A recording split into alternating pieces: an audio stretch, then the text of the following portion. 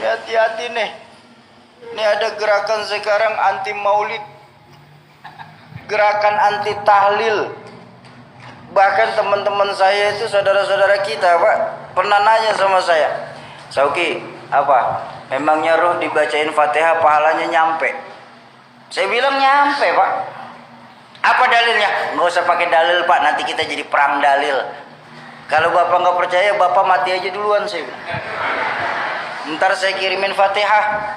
Kalau nggak nyampe, balik lagi kasih tahu. Lo kalau khilafiyah kita perbesar, Pak, sampai kiamat pun nggak akan selesai. Benar? Makanya Al-Quran memberikan jalan tengah. Apa jalan tengah yang Al-Quran ajarkan? Lana a'maluna walakum a'malukum.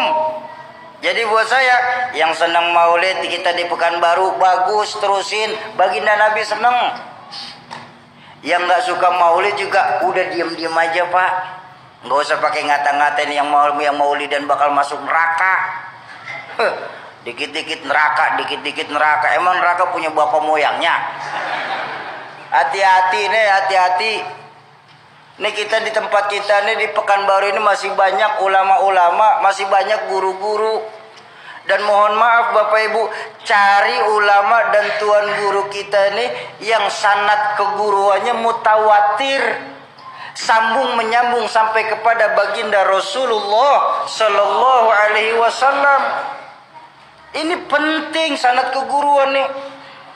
Makanya saya agak kurang setuju ketika ada yang bilang bahwa hukum Islam itu cuma dua, kembalikan kepada Quran dan Sunnah. Buat saya orang bodoh ini, Bapak Ibu saya sekalian, buat saya orang bodoh ini, kalau kita mengambil hukum dari Quran dan Sunnah, terlalu pandailah kita, Pak. Kenapa? Bahasa Quran itu terlalu luas untuk diterjemahkan, Pak, kalau lewat terjemahan saja. Bahasa Quran dan hadis itu sangat luas. Kalau kita cuma memahami Quran lewat terjemahan. Satu contoh, mohon maaf. Dalam Al-Quran yang diperintahkan itu cuma sholat. Betul apa enggak? Apa dijelaskan dalam Al-Quran sholat zuhur, asar, maghrib, isya, subuh? Di mana kita temuin? Hadis. Dalam hadis pun cuma dijelaskan 5. Tapi bagaimana mengerjakannya dijelaskan apa enggak? Contoh hadis yang paling gampang. Baginda Nabi bersabda dari Imam Ahmad, "Shallu kama ra'aitumuni usolli." Salatlah kamu sebagaimana kamu melihat aku salat. Ini kalau kita terjemahkan ya. Mohon maaf saya tanya. Ada di sini yang pernah ketemu Rasulullah? Ada yang pernah duduk di belakang Rasulullah? Terus bagaimana kita tahu sholatnya Rasulullah? Dari guru-guru kita yang ngajarin kita. Ini loh pentingnya. Makanya hukum Islam itu bukan cuma 2, tapi 4. Ada Quran, ada Sunnah, ada ijma, ada qiyas. Yang nggak ditemukan di Quran bisa kita temukan di hadis. Yang nggak ada di Quran dan hadis bisa kita temukan di dalam ijma. Yang nggak ada dalam ijma bisa diqiyas melalui ulama-ulama kita. Bayangkan untuk memahami untuk berijtihad satu hukum, ada syarat ijtihad, Pak. Paling tidak dia harus hafal 30 juz, 114 surah, 6230 sekian ayat. Selesai? Belum. Dia harus tahu asbabun nuzul dari ayat tersebut. Selesai? Belum. Dia harus mengkhatamkan minimalnya 3 tafsir Al-Quran yang masyhur. Tafsir Jalalain, tafsir Ibnu Katsir maupun tafsir Tabari. Silakan. Selesai? Belum. Dia harus belajar asbabun nuzul. Untuk tahu asbabun nuzul berarti harus belajar hadis. Untuk tahu kedudukan hadis kan harus belajar mustalahul hadis. Untuk tahu mustalahul hadis ya tentu harus belajar asbabul wurud.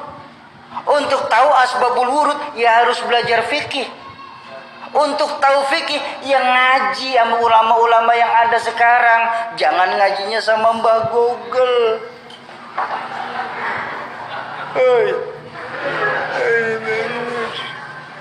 Hati-hati. Enggak semua bid'ah itu jelek. Enggak semua yang tidak dilakukan Rasulullah itu jelek. La kullu bid'atin dhalalah. Ada bid'ah, enggak semua bid'ah itu jelek, ada bid'ah hasanah. Contoh. Quran yang lagi kita baca sekarang ini, Pak. Itu bid'ah, Pak. Benar enggak? Di zaman Rasulullah enggak pernah membuat mushaf. Semua langsung penghafalan kepada sahabat. Cuma ketika Rasulullah wafat di Khalifah Umar bin Khattab, banyak sahabat-sahabat hufaz pada meninggal dunia karena perang. Sebagai khalifah, Sayyidina Umar ini berpikir, nih kalau kayak begini, Quran akan hilang karena banyak sahabat hufaz yang wafat. Lalu dibikinlah satu ide untuk memushafkan Al-Quran. Bahkan Sayyidina Umar sendiri berkata, hadza bid'atul hasanah. Ini sebaik-baiknya bid'ah. Bid'ah tapi masih baik. Jadi tidak semua bid'ah itu jelek, Pak. Kalau memang mengartikan semua bid'ah itu jelek, mohon maaf Bapak Ibu, mohon maaf. Ini muka kita muka bid'ah loh, Pak. Zaman Nabi nggak ada potongan kayak kita, Pak. Bid'ah tuh operasi plastik. Handphone yang Bapak Ibu pegang itu bid'ah tuh. Nabi nggak pernah pakai handphone kok. Bener? Buang. Ganti kaleng susu. Sambungin benang. Omong dah tuh halo. Ayolah kita sesama Islam nih, kita saling asih, asuh. Jangan sama-sama kita malah saling gasak, gesek, gosok. Sudah waktunya kita nih sekarang meluruskan saf, merapatkan barisan. Musuh kita sekarang sudah jelas, Pak. Apa musuh yang paling nyata? Sekularisme dan liberalisme. Jadi selama mereka bersyahadat Tuhannya Allah, Nabinya Muhammad, merekalah saudara kita. Setuju? Jangan suka kita mengkafir-kafirkan. Ingat dakwah baginda Nabi itu mengislamkan orang kafir. Kok malah sekarang ini mengkafirkan sesama Islam? Ayo dalam berdakwah, yasiru wala tu'assiru. Kalau ada yang mudah jangan disulitin. Basyiru wala tunaffiru. Gembirain, jangan malah ditakut-takutin. Itu dakwah baginda Nabi. Kenapa beliau itu sukses? Karena beliau itu juga sebagai contoh dan panutan. Beliau sebagai contoh dan panutan buat kita. Jadi nggak bisa kita samakan dengan diri kita dengan baginda Nabi. Dan wajar ketika baginda Nabi itu diperingatin maulidnya, Pak. Jadi nggak ada istilah itu melakukan maulid itu bid'ah. Apa bid'ahnya? Oh, kita tambah kenal sama baginda Nabi. Ayo, bagaimana kita bisa tahu sejarah baginda Nabi kalau bukan lewat pembacaan sejarah baginda Nabi? Benar? Tuh Nabi Muhammad seorang manusia biasa, Soki. Ulama nggak ada yang maksum, Soki. Yang maksum cuma Rasulullah. Iya, saya setuju. Tapi kan ada sebuah makalah yang mengajarkan kita, laula murabbi ma araftu rabbi. Kalau saja tidak karena guru-guru kita ini, maka niscaya ditampan tidak akan kenal siapa Tuhan kita.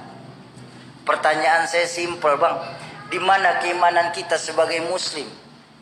Yang ketika nanti di yaumil mahsyar, semua kita ini akan dimintakan pertanggungjawabannya.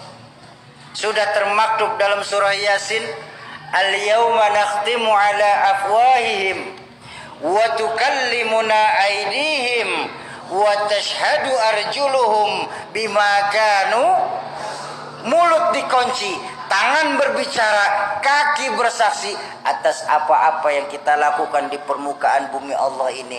Di mana, Bang, nilai keimanan kita sebagai muslim, Bang? yang ketika nanti Allah Qadi Rabbul Jalil, Allah akan bertanya kepada masing-masing kita, kamu orang tampan yang katanya Islam, di mana posisi kalian ketika kalian tahu agamaku lagi dihina-hina? Kamu yang katanya pecinta kekasihku Muhammad, di mana posisi kalian ketika kalian tahu di dunia ini kekasihku lagi disamakan dengan Insinyur Soekarno? Dan kalian yang ngaku-ngaku sebagai muslim, di mana posisi kalian ketika kalian tahu para wali-waliku di dunia ini lagi dicari-cari kesalahannya? Di mana nilai keimanan kita sebagai muslim sesungguhnya? Ayo, di peringatan tablik akbar malam hari ini, kembalikan lagi nilai keyakinan kita kepada Allah Subhanahu wa ta'ala. Tanamkan kepada diri